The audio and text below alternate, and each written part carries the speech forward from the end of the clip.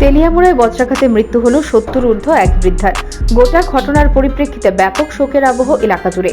ঘটনা তেলিয়ামুড়া থানার অন্তর্গত খাসিয়ামঙ্গল গ্রাম পঞ্চায়েতের হরিশচন্দ্র কলইপাড়া এলাকায় রবিবার রাতে। ঘটনার বিবরণে জানা গেল, অন্যান্য দিনের মতো এদিন মীনারানী দেব বাড়ির কাছেই কৃষি জমিতে কাজ করছিলেন, সাথে তার ছেলে আশিস কুমার দেবও ছিলেন।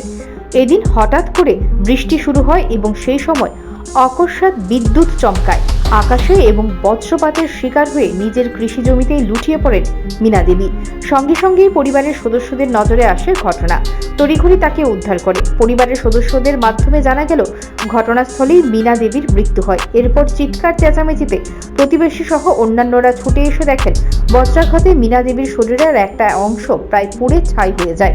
প্রথমে পরিবারের লোকজনের তরফে প্রশাসনিক স্তরে কিছু না জানিয়ে মৃতদেহ সৎকার করার প্রক্রিয়া শুরু করা হলেও পরবর্তীতে তেলিয়ামুড়া থানার পুলিশ এই ঘটনার খবর পেয়ে ঘটনাস্থলে ছুটে গিয়ে রবিবার রাতে মৃতদেহ নিয়ে আসে তেলিয়ামুড়া মহকুমা হাসপাতালে। বর্তমানে মৃতদেহটি রয়েছে তেলিয়ামুড়া মহকুমা হাসপাতালের মর্গে। মৃতদেহের ময়না তদন্তের পর মৃতদেহটি তুলে দেওয়া হবে পরিবারের লোকজনদের হাতে, এমনটাই জানানো হয় তেলিয়ামুড়া থানার পুলিশের তরফ থেকে।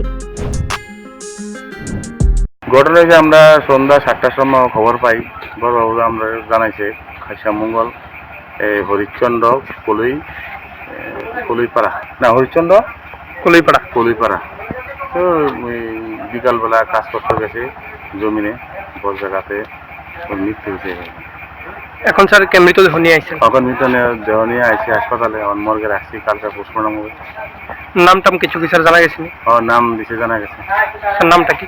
নামটা হয়েছে মীনারানী দেব।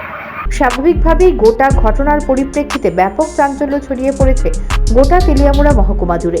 Bureau report, news prime Tripura.